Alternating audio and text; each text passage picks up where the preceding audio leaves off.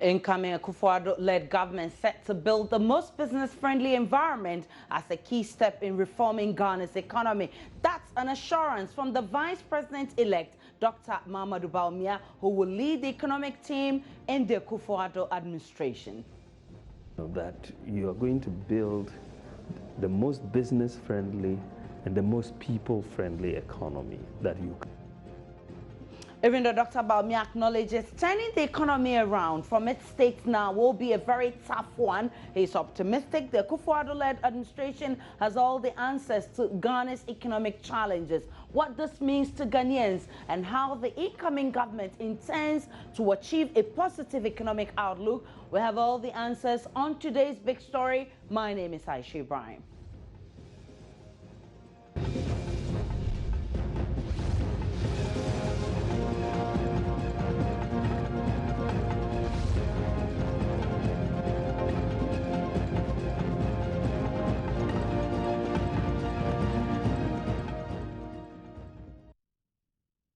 In an exclusive interview with Joy News, Dr. Bawumia assured Ghanaians the Akufo-Addo-led government will manage the economy with prudence and with a sound framework that will achieve the transformation needed for Ghana's economy. We can listen to the Vice President-elect on this one. A one-man show. We will work together as a team. We'll build on what has been left and try to correct the things that are not working, and just continue for the sake of Ghana to do something good for this country. My last two questions. With you in charge of Ghana's economy, the economic management team, what kind of transformation are we going to realize in the economy? Well, I think that you want to see the economy growing. Right now we are growing around 3%. We used to grow in the big days around 2011, 14% when the oil was coming, 8% coming down. So, but we are now at 3%. You need to increase the growth rate of the economy. And the way you are going to do it, of course, is to make sure the private sector is energized. And so we are going to see a transformation even in mindset. That you are going to build the most business-friendly and the most people-friendly economy that you can. Business-friendly and people-friendly, so that we encourage both local and foreign investment. We remove the obstacles so that they can do that. We'll bring down the tax burdens on people. We make sure that the health service is better managed and people can actually get better quality access to healthcare, that the hospitals have basic supplies like gloves and oxygen and medicines and so on, that the constituencies, I want to make sure, that's Nana Akufo-Addo's goal, that we should have no village that has water problems in the next 2 years. We should try and realize it. And we believe, for example, that the $1 million per constituency each year, the equivalent, that's huge. That's 4 million Ghana cedis a year per constituency. If the constituencies, identify those needs and the executing agencies address them, we should not really have water problems. This one village, one dam promise, we should realize it so that we can get the agricultural sector moving. Because if you're going to transform this economy and you don't transform agriculture, then you have done nothing. And so you are going to see a major focus on agriculture so that we can begin the process of transformation. And then you will see an industrialization plank that we are going to try to see the private sector, push in the area of industrialization, where we are processing a lot more of our raw materials, whether in places that are planting watermelons or tomatoes or whatever. The mindset, that we should not just produce to sell raw. People should start thinking about processing, adding value, because then you get a lot, farmers get a lot more for their produce in that type of value chain. So we want to see jobs being created. We really are focused on that. So we look at the business environment, the tax environment. As I said, we are going to move this economy from a focus on taxation that we have seen to a focus on production. Yeah, because it's only when you are producing that you create the jobs. And we want to anchor that with fiscal discipline, with financial discipline as well, so that you can stop this ballooning debt, which is resulting in high interest rates.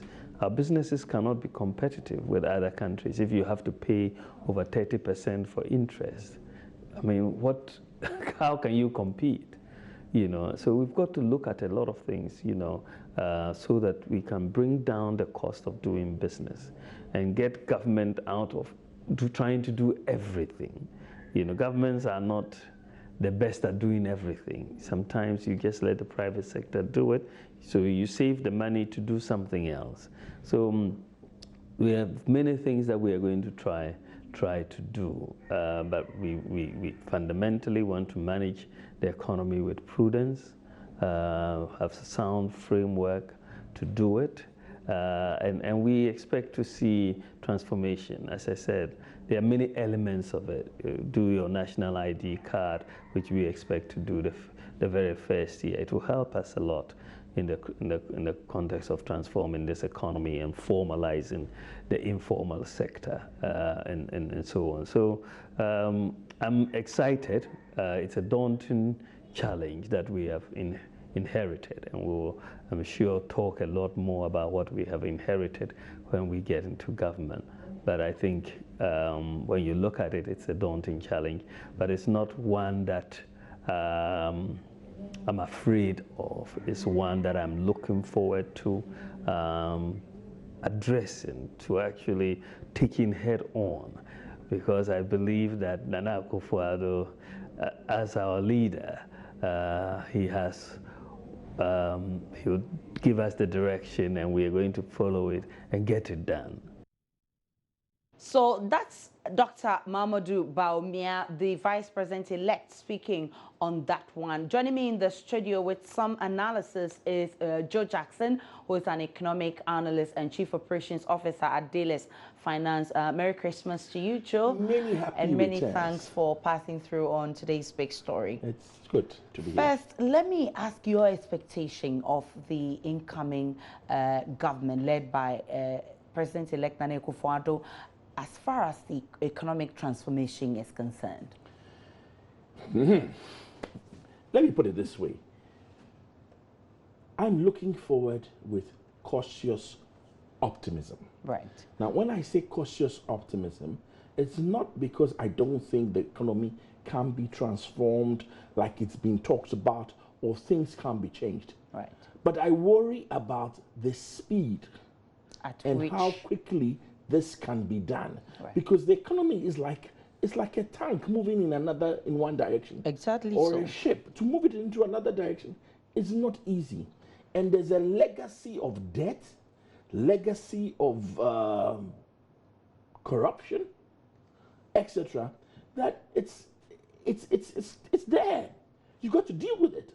So as much as we are optimistic by the noises we are hearing from Dr. Bawumia, and I must tell you that what he says sounds great. And some of us feel he may even have the analysis spot on.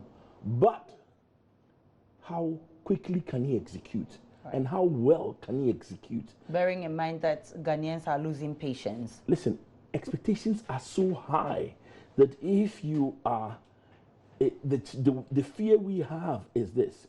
With this high expectation, what happens if people don't realize the promised transformation as quickly as has been promised? All right. Will they have the patience to wait more?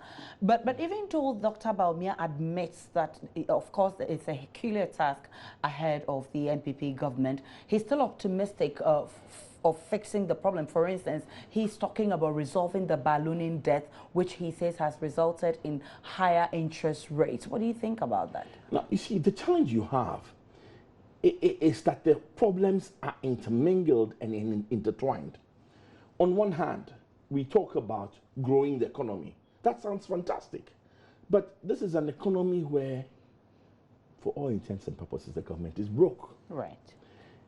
A lot of the money we generate all of it is spent on the recurrent issues, servicing our debt and paying salaries and emoluments.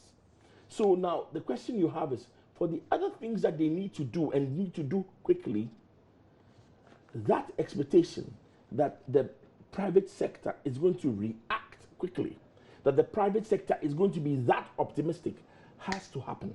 Right. If it doesn't happen, if the private sector doesn't react as quickly as they think, if there's any kind of wait and see attitude, if the private sector doesn't start to invest and start to put their money where their mouth is, that transformation will not happen. Will not happen. Right. But one of the key areas that the NPP government wants to focus on is the agri sector. Indeed, Dr. Bawumia reiterated that they're going to fix their promise or implement the promise of one village, one dam. But a lot of people feel that this is not feasible, reason being that we may not have the needed resources to achieve that. How does this come across to you? I tell you this, the only hope is agri, for a number of reasons. Fully 40% of the people in this country have their livelihoods tied to the agri sector. When you look at the whole value chain of agri, it extends to something like 60%. Right. So if you're going to transform the lives of these people, then agri must be transformed. Agri means that we will feed ourselves at a cheaper cost. Agri means that we can get people to go to work. So the one dam, one district, I think is might be a good soundbite. But really, at the heart of this is, how do we get agri irrigated so that we are not subject to the vicissitudes of weather? Right. That we can produce certain crops 24 hours all through the year. Right. That we can have people go back to work quickly in the agri sector, where because of the nature of our agri, the skill sets may not be as specialized as in other. So agri is one way in which they can hit the ground running. Right.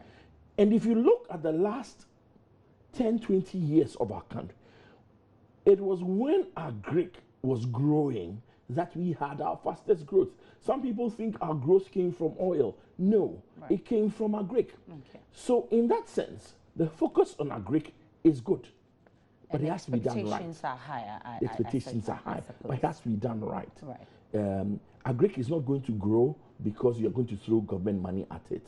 Okay. Agri is going to grow because you create an environment where you and I feel like stopping our jobs in the city and going back to agri. Right. We need an effort like Operation Feed Yourself in the 70s or in 1974.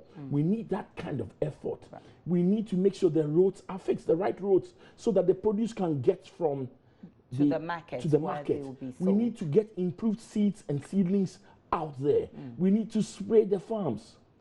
And we need to finance agri.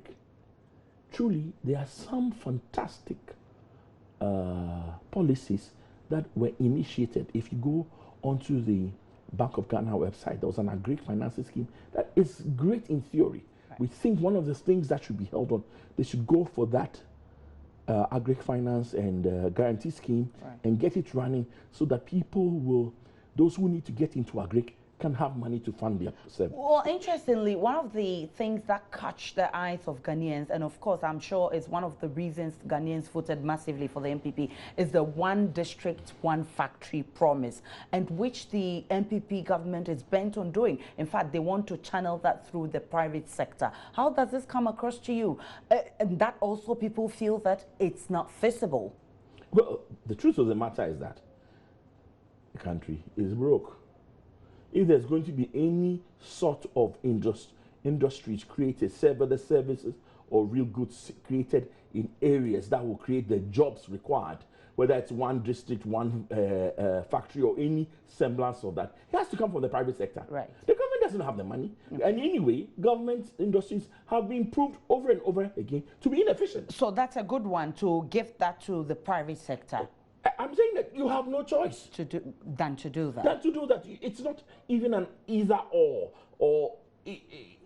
your only hope but is by doing that, you also need to create a certain enabling environment for the private sector, and which may not be easy. You need to give them talk access about to money. Right. Taxes, they've said over and over again that they're going to reduce taxes. Right. But it goes beyond reducing taxes across board. Right. It means that the guys who are going to set up, the businesses who are going to set up in these areas have to have some real tax breaks. Right. You need to give them money to finance the business. Okay. You need to create environments where they can recruit and the good staff will want to go back to these areas. So it's not that simple. It's not that easy. But we pray that it can be done and that it will be done. Because if it is not, the consequences for this country are dire. But for you, this whole idea of giving the private sector some power and giving the private sector the needed environment to thrive, what do you think about it? Listen, I'm a great believer in the private sector. I'm in the private sector myself. I like to call myself a serial entrepreneur. Right? I've done lots of things. Right. I will tell you this, the only hope this country has is to empower the private sector. All right. We're not going to go very far with government creating industries. I'll give you one example that has me thinking. All right. In the previous iteration, they had this industrialization drive, the presidential special initiatives. And the challenge with those initiatives was that they were government driven. Right. Well, all those initiatives, the cassava, the fabric and clothing industry, everything is sitting there. Nothing is happening. The factories have grown dust and disused. This time, we hope that, given especially that it's the same Honorable Alan Trematin, who's heading the trade ministry. We hope that the difference is that this time those initiatives to create one district, one family or factory, or to create the employment will be truly private sector driven. Right. That there will not be government throwing money to set up a factory, government throwing money to buy vehicles and finance, and that it's just a government business. A government business. Talking about employment, Dr. Bawumia also indicated that the NPP has the youth top on their list. Let's listen to Dr. Bawumia, who says that creating jobs is one of the things dear to the NPP administration's heart. Oh, the youth, they've won the election. If you look at, for me, they voted, they campaigned, they protected the ballot. I think they were very energized. And they bought, the message that we were giving them, that this economy was not being managed properly, that the unemployment was as a result of the very meager economic growth that we were seeing, that there was no need for the cancellation of the teacher and nursing training allowances, and so on. So the youth are very expectant. And so we are saying, that, work with us, and we will work to try to deliver on our, promises of job creation. We believe that we are going to do it.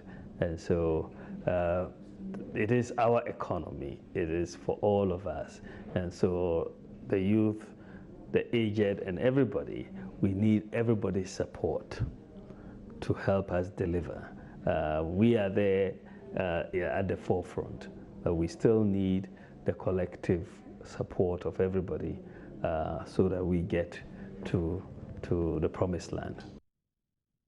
So Vice President-elect once again talking about the youth. He says that creating jobs is one of the key areas the NPP government will be looking at. But looking at the IMF conditionalities, we know that in 2017 that there will be some retrenchment in the public sector. This is a government that is promising jobs for the youth. How are they going to marry this? Is it that easy?